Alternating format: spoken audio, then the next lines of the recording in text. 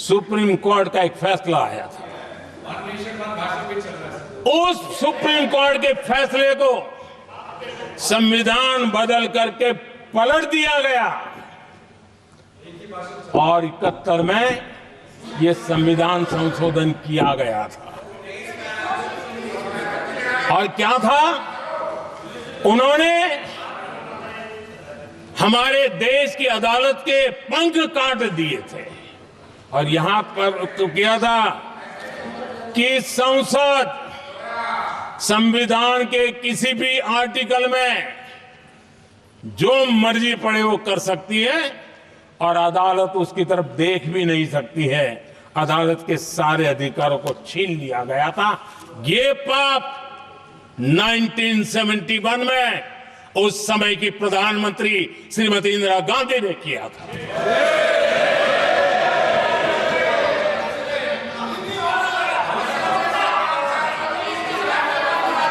और इस परिवर्तन ने इंदिरा जी की सरकार को मौलिक अधिकारों को छीनने का और न्यायपालिका पर नियंत्रण करने का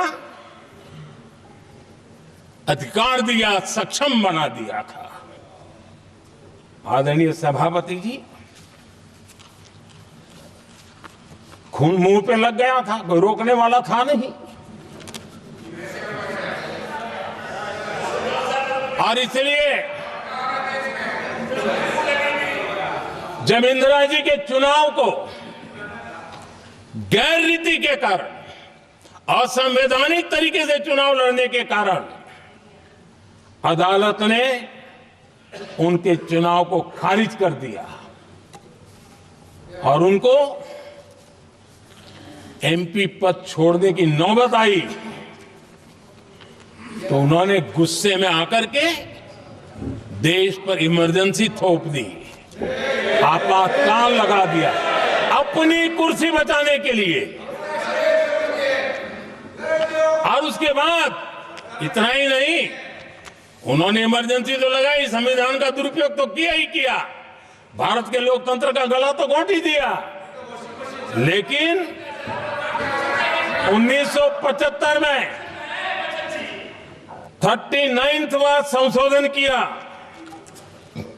और उसमें उन्होंने क्या किया, राष्ट्रपति, उपराष्ट्रपति, प्रधानमंत्री, अध्यक्ष, इनके चुनाव के खिलाफ कोई कोर्ट में जा ही नहीं सकता है, ऐसा उन्होंने, और वो भी रिट्रोस्पेक्टिव किया, आगे के लिए नहीं, पीछे का भी, अपने पापों का भी उन्होंने। और आदरणीय सभापति जी, मैं संविधान की बात कर रहा हूं, मैं संविधान के आगे पीछे कुछ नहीं बोल रहा हूं।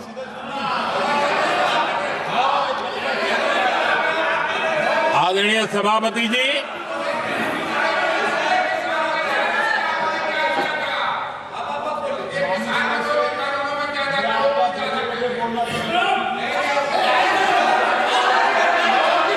आदरणीय सभापति जी,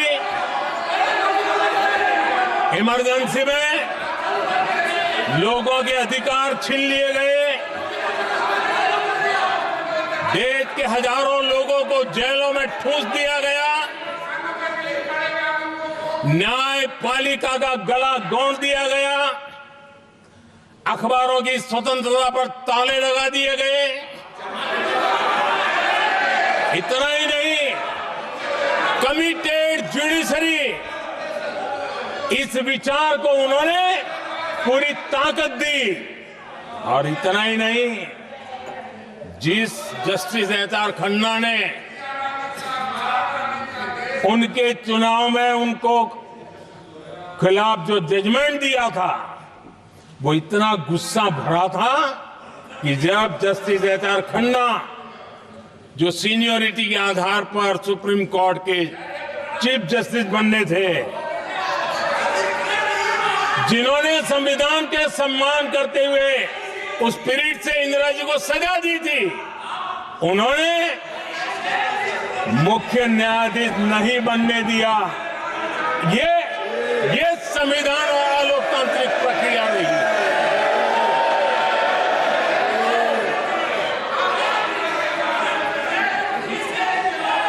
आदरणीय सभापति जी, यहां भी ऐसे कई दल बैठे हैं जिनके मुखिया भी सारे जेल में हुआ करते थे। ये इनकी मजबूरी है कि वहां जाके बैठे हैं। उनको भी जेलों में ठूस दिया गया था। आदरणीय सभापति जी, देश पर जुल्म तांडव चल रहा था। निर्दोष लोगों को जेलों में ठूस दिया जाता था, लाठियां बरताई जाती थी, कई लोग जेलों में मौत के शरण हो गए थे और एक निर्दयी सरकार संविधान को चूर चूर करती रही थी। आदरणीय सभापति जी, ये परंपरा यहां नहीं रुकी। जो परंपरा नेहरू जी ने शुरू की थी, जिसको दूसरे प्रधानमंत्री जी इंदिरा जी ने आगे बढ़ाया, क्योंकि खून मुंह पे लग गया था और इसलिए राजीव गांधी जी प्रधानमंत्री बने। उन्होंने संविधान को एक और गंभीर झटका दे दिया। सबको समानता, सबको समानता, सबको न्याय, उस भावना को चोट पहुंचाई। आदरणीय सभापति जी, आपको मालूम है, सुप्रीम कोर्ट ने शाहबानो का जजमेंट दिया था। एक भारत की महिला को न्याय देने का काम संविधान की मर्यादा और स्पिरिट के आधार पर देश की सुप्रीम कोर्ट ने दिया था। एक वृद्ध महिला को उसका हक मिला था सुप्रीम कोर्ट से, लेकिन उस समय के प्रधानमंत्री राजीव गांधी ने शाहबानो की उस भावना को, सुप्रीम कोर्ट की उस भावना को नकार दिया और उन्होंने वोट बैंक की राजनीति के खातिर संविधान की भावना को बलि चढ़ा दिया और कट्टरपंथियों के सामने सर झुकाने का काम कर दिया। उन्होंने न्याय के लिए तड़प रही एक वृद्ध महिला को साथ देने के बजाय उन्होंने कट्टरपंथियों का साथ दिया। संसद में कानून बना करके सुप्रीम कोर्ट के निर्णय को फिर एक बार पलट दिया गया। आदरणीय सभापति जी, बात वहां से नहीं अटकी है।